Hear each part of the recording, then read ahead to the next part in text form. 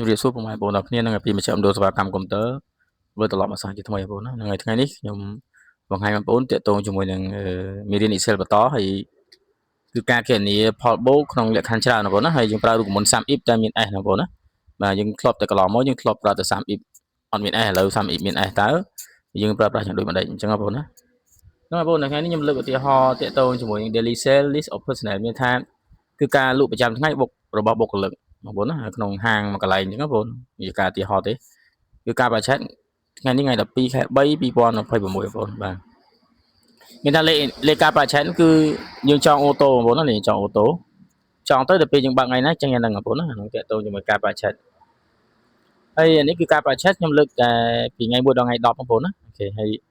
បុក full name គឺបុគ្គលិកលក់នោះមានតែ2នាក់ទេមានហេងលៀបនិងខេងវុធីអញ្ចឹងបងប្អូនបាទ item នេះមុខចំណេញមាន mousepad មាន laptop Dell បងប្អូនណាបាទអញ្ចឹងគឺក្នុងហាងហ្នឹងគឺលទ្ធផលដែលលក់បានមានហេងលៀបនិងខេងវុធីអញ្ចឹងមានថាគាត់កាន់មិនគាត់កាន់គាត់ថាគាត់លក់បានណាលក់បាន mousepad តំណប់ម៉ៅហើយ laptop Dell ហ្នឹងកុំព្យូទ័រយូដៃហ្នឹងមក Dell អញ្ចឹងពីរនាក់ហ្នឹងគាត់ប្រគល់ប្រជែងគ្នាអញ្ចឹងបងប្អូនណាបាទអញ្ចឹង quantity នេះបរិមាណមានហោហែងទៅបងប្អូនណាជាក់ស្ដែងនេះ price per unit មានថាតម្លៃដែលយើងត្រូវលក់ចេញក្នុងទីផ្សារអញ្ចឹងបងប្អូនបាទអញ្ចឹងមកស្លឹកប្រហែលមក mousepad តំណប់ម៉ៅហ្នឹងណាចឹងនេះខ្ញុំគណនារួចអស់ហើយបងប្អូនណាមានន័យថាហ្នឹងយើងយកតម្លៃក្នុងមួយឯតានេះគុណជាមួយបរិមាណទៅណាបងប្អូននេះឃើញបងណាបាទខ្ញុំបានគណនារួចអស់ហើយខ្ញុំមិនបាច់គណនាជូនទៀតទេហើយកន្លងមកមេរៀនខ្ញុំធ្លាប់បង្រៀនដែរតើតើនឹងការគណនាហ្នឹងបាទហើយបងប្អូនក៏ជារឿងដែលសាមញ្ញទេមានថាបងប្អូនលក់ mousepad មួយស្លឹក$2ចុះ5ស្លឹកបានអញ្ចឹងធ្វើលេខគុណបងប្អូនណាបាទនេះរូបមន្តងាយទេបាទនេះហោហែងទៅថ្ងៃទី2ខេងវិធីក៏លក់បាន mousepad ដែរក៏លក់បានចំនួនជាក់ស្ដែង7អញ្ចឹងទៅតើមកហេងលៀបអីខេងវិធីហោហែបងប្អូនណាអូខេនេះសរុបបាទសរុបទាំងអស់គឺតាំង mousepad ទាំងអីហ្នឹង2នាក់ហ្នឹងមានខេងវិធីនិងហេងលៀបលក់បាន54 54នឹងរួមមានទាំងត្រណប់មកមានទាំងកុំព្យូទ័រអញ្ចឹងបងប្អូនណា laptop ក្នុងហ្នឹងដែរហើយនេះគឺចំនួនលុយសរុបបាទមាន1000ជាសរុបមានថាសរុបមួយអញ្ចឹងណាបងប្អូនបាទលុយសរុបគឺគាត់ថាសរុបមួយឯកតាទេបាទនេះបានលុយសរុបទាំងអស់ហ្មងបងប្អូនណាលុយសរុបទាំងអស់មានន័យថាសម្រាប់ពីរនាក់ហ្នឹងលក់ថ្ងៃ1ដល់ថ្ងៃ10ហ្នឹងគឺបាន$3867អញ្ចឹងបងប្អូនណាប៉ុន្តែកន្លែងនេះយើងត្រូវបែងចែកដើម្បីធ្វើ report ជូនមេថាតើឬក៏ម្ចាស់ហាងថាតើហេងលៀបក៏លក់នេះហេងលៀបសូល mousepad ហ្នឹងបានបងប្អូនណាបាទនេះទិន្នន័យនេះគឺជាគណនេយ្យគំរូហើយតិចទៀតយើងនឹងគណនាថាតើឃើញដូចប៉ុណ្ណឹងដែរអត់បងប្អូនណាបាទអញ្ចឹងហេងលៀបសូល mousepad បានប៉ុណ្នេះបាន$47មានតែហេងលៀបលក់បាន mousepad ឬតំណប់មកពីថ្ងៃ1ដល់ថ្ងៃ10ហ្នឹងគឺបាន$47ហេងលៀបលក់ laptop Dell ហ្នឹងបាន$2000បងប្អូនឃើញណាចឹងសរុបទៅក៏លក់បានទាំង mousepad ទាំង laptop គឺក៏លក់បាន$2047បងប្អូនណាហើយសម្រាប់ខេងវិធីវិញគឺគាត់លក់mousepadបាន$70មកលើសណាលើសហេងលៀបហើយខេងវិធីក៏លក់ laptop ចាញ់នេះវិញចាញ់ហេងលៀបវិញហ្នឹងខេងវិធីណាបាទគេលក់បាន1000ជាងទេចឹងសរុបលុយគាត់ទាំងអស់ទាំង laptop ទាំងពីតំណប់មក mousepad ហ្នឹងក៏លក់បាន$1820ទេណាបងប្អូនបាទអញ្ចឹងឥឡូវយើងធ្វើការកណនាថាតើយើងរកមិនឲ្យឃើញ$47បងប្អូនណាបាទចុចសញ្ញាបងប្អូនចុចសញ្ញាស្មើបងប្អូនប្រើរូបមន្ត sum if បងប្អូនណា sum if តែមាន s បងប្អូននេះ sum if មាន s ហ្នឹងមកហើយបងប្អូនអូទៅលើ amount មានចំនួនលុយទាំងអស់លុយទាំងអស់មកហើយបងប្អូនកម្មាមួយឬក្បៀសមួយបងប្អូនអូទៅលើឈ្មោះពីហេងលៀបរហូតដល់ខេងវិធីហ្នឹងមកបងប្អូនណាពីថ្ងៃ1ដល់ថ្ងៃ10ហ្នឹងមកបងប្អូនក្បៀសមួយបងប្អូនចុចទៅលើពាក្យឈ្មោះហេងលៀបបងប្អូនណាហេងលៀបតាណាក៏បានណាបងប្អូនណាហេងលៀបជឹងមក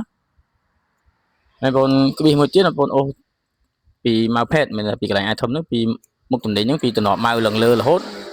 ដល់ក្រោមមកបងប្អូនក្បៀសមួយទៀតមកបងប្អូនចុចទៅលើពាក្យថា mousepad បងប្អូនណា mousepad តាណាក៏បានណាបងប្អូនបាទឲ្យតែ mousepad បងប្អូនចុចមក mousepad ចឹងមកបងប្អូនបិទមកចប់វិញមកហើយបងប្អូន enter បងប្អូនឃើញទេអញ្ចឹងគឺឃើញ$47ត្រូវបងណាអូខេអញ្ចឹងមួយទៀតយើងរកហេងលៀបដែរតែហេងលៀបសូល laptop ដែរមានហេងលៀបលក់ laptop ដែរហ្នឹងបានប្រហែលបងប្អូនណាហើយបងប្អូនចុចសញ្ញាស្មើបងប្អូនវាយពាក្យ sum if ទៀតហើយបាទគឺ sum if មានដែរ sum if មានដែរហ្នឹងមកបងប្អូនណាអូនអូ amount ដូចគ្នាអូពីលើចុះក្រោមមក amount ហ្នឹងហើយបងប្អូនកម្មាមួយពីមួយបងប្អូនអូពីឈ្មោះដូចគ្នាឈ្មោះពីលើចុះក្រោមហើយលៀបលោតដល់ខេងវិធីពីការប្រឆាំងថ្ងៃ1ដល់ថ្ងៃ10ដូចគ្នាមកបងប្អូនកម្មាមួយទៀតបងប្អូនចុចទៅលើពាក្យថា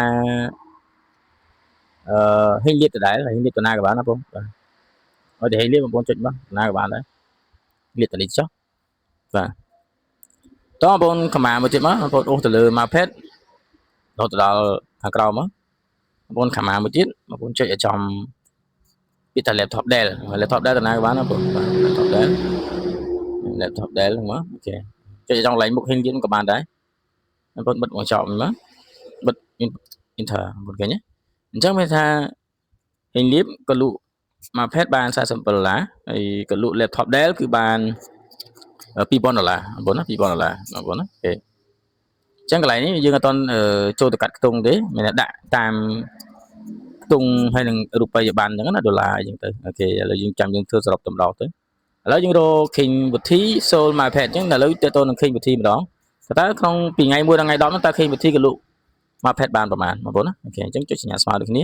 បងប្អូនវាយពាក្យ Sum if មក Sum if មកនេះបងប្អូន Sum if មាន S មកបងប្អូនអូដូចគ្នាអូពី amount ទៅលើចុះមកក្រោមដូចគ្នាបងប្អូនក្បៀសមួយមកឬខមាបងប្អូនអូសទៅលើឈ្មោះហេងលៀបដល់ K វិធីពីការបច្ឆេទទី1រហូតដល់ទី10ហ្នឹងមកបងប្អូនខមាមួយទៀតបងប្អូនចុចទៅលើពាក្យឈ្មោះបងប្អូនឈ្មោះ K វិធីតាណាក៏បានណាបងប្អូនឲ្យទៅ K វិធីបងប្អូនណាបងប្អូនខមាមួយទៀតមកបងប្អូនអូស item មានមុខចំណេញមកយើងមាន mouse pad និង laptop Dell ហ្នឹងបងប្អូនក្បៀសមួយទៀតមកហើយបងប្អូនចុចទៅលើពាក្យតា mouse pad តាណាក៏បានណាបងប្អូនណាវា mouse pad បងប្អូនបិទមកចោលវិញមកបងប្អូន enter មកបងឃើញទេគឺ$70បាទអញ្ចឹងឃើញវិធីក៏លក់មកផេតបាន$70បងប្អូនណាចាគិតចាប់ពីថ្ងៃទី1ដល់ថ្ងៃទី10បងប្អូនណាអូខេបន្តទៀតយើងគណនាឃើញវិធីដែរហ្នឹងក៏លក់ laptop ណាលក់ laptop Dell ហ្នឹងបានប្រហែលអូខេអញ្ចឹងគឺយើងចុចសញ្ញាស្មើដូចគ្នាបងប្អូនហើយបងប្អូនវាយ Sum if ទៀតមកតែ Sum if យើងប្រើ Sum if មាន S បងប្អូនណា Sum if មាន Sបងប្អូនអូដូចគ្នាអូពី amount ពីលើចុះក្រោមមកបន្តបងប្អូនខមាមួយខមាបងប្អូនអូទៅលើឈ្មោះហេងលៀបលោដល់ K វិធីមកពីការបច្ឆេទថ្ងៃ1ដល់ថ្ងៃ10មកបងក្បៀសមកទៀតបងប្អូនចុចពាក្យលើពាក្យតា K វិធីទៅណាក៏បានដែរឲ្យតា K វិធីបងប្អូនណាអូខេ K វិធីបងប្អូនខមាមួយទៀតបងប្អូនអូទៅលើ my pad រហូតដល់ laptop Dell ខាងក្រោមនេះបងប្អូនក្បៀសមួយទៀតហើយបងប្អូនចុចលើពាក្យ laptop Dell ទៅណាក៏បានឲ្យ laptop Dell បងប្អូនបាទឲ្យ laptop ប៊ីតា Dell laptop Dell ហ្នឹងមកអូខេខ្ញុំបិទមួយចោលទៅបងប្អូន enter មកឃើញទេឃើញ$1,750អញ្ចឹងត្រូវបងប្អូនណាអូខេអញ្ចឹងសរុបមកថ្ងៃ1ដល់ថ្ងៃ10ហ្នឹងគឺលទ្ធផលលក់បានមានតែហេងលៀបក៏លក់បានមួយផេត$47ហើយក៏លក់បាន laptop បាន$2,000រីឯ K វិធីក៏លក់មួយផេតគឺបាន$70ហើយលក់ laptop បាន$1,750បងប្អូនណាអូខេបន្តិចទៀតយើងសរុបឲ្យគាត់ថាតើទាំង mousepad ទាំង laptop ហ្នឹងតើដូចចម្លើយនេះអត់បងប្អូនណាគេដូចចម្លើយនេះអត់អញ្ចឹងយើងមើលទិន្នន័យនេះគឺទិន្នន័យមួយដែលអត់ទាន់មានការកាត់ខ្ទង់ហើយនឹងដាក់រូបិយប័ណ្ណថាដុល្លារឬរៀលខ្មែរទេអញ្ចឹងបងប្អូន select ទាំងអស់ចឹងមកបងប្អូនចូលទៅ number អញ្ចឹងបងប្អូនចូលពាក្យ custom បងប្អូនអូសពីលើចុះមកក្រោមមកនេះបងប្អូនឃើញនេះបាទយកក្រោមមកបងប្អូនចុចចំកន្លែងហ្នឹងមកដោយសារកន្លែងនេះខ្ញុំបានធ្វើរួចម្ដងមកហើយអញ្ចឹងបងប្អូនតែបងប្អូនគាត់ថាឥឡូវចង់ចេះធ្វើចង់ចេះដាក់ដុល្លារអញ្ចឹងបងប្អូនគាត់ចុចចំកន្លែងនេះមើលចំកន្លែងហ្នឹងមកកន្លែងមានទុំជ្រូកក្បៀសទុំជ្រូក2ដង 0.00 ហ្នឹងមកហើយបងប្អូនដាក់ដុល្លារពីមុខមកដុល្លារមកហ្នឹងទេបងប្អូនឃើញវាចេញកាត់ខ្ទង់ហើយមានរូបិយប័ណ្ណត្រឹមត្រូវទៀតណាមានដុល្លារអាមេរិកបងប្អូនអូខេទៅបងប្អូនឃើញគឺចេញកាត់ខ្ទង់ឲ្យស្រេចបងប្អូនណាអូខេអញ្ចឹងរួចរាល់ហើយខ្ញុំមានការបែងចែកកាត់ខ្ទង់រួចអស់ហើយអញ្ចឹងយើងចូលទៅសរុបតើសម្រាប់ហេងលៀបនេះតើទាំងការលក់ mousepad ជាមួយនឹង laptop Dell តើបានប្រមាណសរុបសរុបបងប្អូនចុចសញ្ញាស្មើបងប្អូនប្រើវាយ Sum ធម្មតាបងប្អូនណាអញ្ចឹងបងប្អូនចាំថា Sum នេះគឺសរុបបាទហើយ Sum if នេះគឺខ្ញុំបានបង្ហាញពីមេរៀនមុនហើយតើតើជាមួយនឹង Sum if អត់មាន S ណាបងប្អូនណាបាទអាហ្នឹងក៏វាច្រើនលក្ខខណ្ឌដែរប៉ុន្តែវាមិនច្រើនលក្ខខណ្ឌដូច Sum if មាន S ទេណាបងប្អូនណាគ្រាន់តែថារកចំនួនឬក៏បរិមាណអីមួយក្នុងចំណោមប្រភេទជាច្រើនអញ្ចឹងណាដូចជាយើងនិយាយបុគ្គលិកមួយ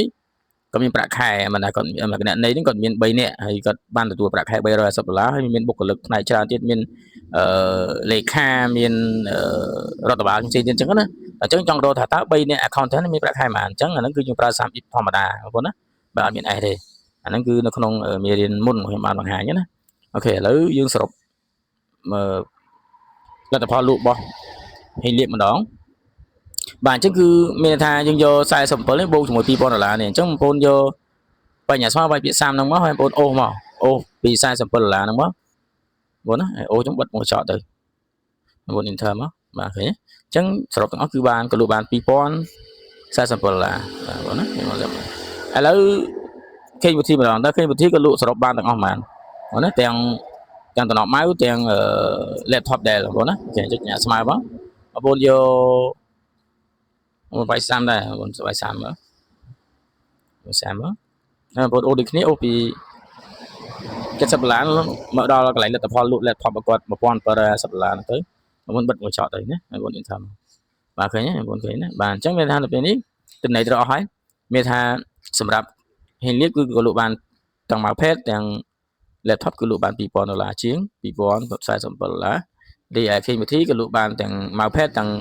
laptop ដែរក៏លក់បាន$1320បងប្អូនឃើញទេបាទអូខេនេះគឺជាការប្រើប្រាស់រូបមន្តមួយដែលទាក់ទងជាមួយនឹង SumIp មានន័យថាគឺច្រើនលក្ខខណ្ឌបងប្អូនណាគឺច្រើនលក្ខខណ្ឌដូចខ្ញុំឧទាហរណ៍ជាក់ស្ដែងអញ្ចឹងហើយយើងមិនអាចយក SumIp អត់មាន S យកមកប្រកែកគ្នាបានទេបងប្អូនបាទដូចខ្ញុំនិយាយអញ្ចឹងថា SumIp អត់មាន S គឺខ្ញុំប្រើក្នុងលក្ខខណ្ឌមិនច្រើនបានទេគឺលក្ខខណ្ឌដូចខ្ញុំរ៉ាយរាប់ខាងដើមអញ្ចឹងមានន័យថារកចំនួនប្រាក់ខែសម្រាប់បុគ្គលិកម្នាក់ក្នុងចំណោមប្រភេទបុគ្គលិកជាច្រើនតែនេះមានន័យថារកចំនួននៃការលក់ហ្នឹងវាច្រើនតង់មានន័យថាដូចជាហេងលៀបហ្នឹងក៏លក់តំណក់ម៉ៅហ្នឹងបានប្រហែលថ្ងៃមួយបានប្រហែលបងប្អូនណាអូខេក្នុងចំណោមនេះមានក៏លក់mousepad ផងក៏លក់ laptop ផងហើយមិនមែនមានតែគាត់ម្នាក់ឯងគាត់មានទាំងហេងមានបុគ្គលិកផ្សេងមួយទៀតអ្នកខេងវិធីនេះចូលរួមលក់ដែរអញ្ចឹងណាបងប្អូនអញ្ចឹងវាច្រើនលក្ខខណ្ឌអញ្ចឹងយើងប្រើSumIpមាន S ទៅបងប្អូនណាអូខេហ្នឹងហើយពីវិជ្ជាមណ្ឌលសេវាកម្មកុំព្យូទ័រមានការបង្ហាញជូនបងប្អូនតែប៉ុណ្្នឹងបងប្អូនណាអូខេហ្នឹងហើយអរគុណច្រើនបងប្អូនហ្នឹងហើយជួបគ្នានៅពេលក្រោយទៀតអរគុណ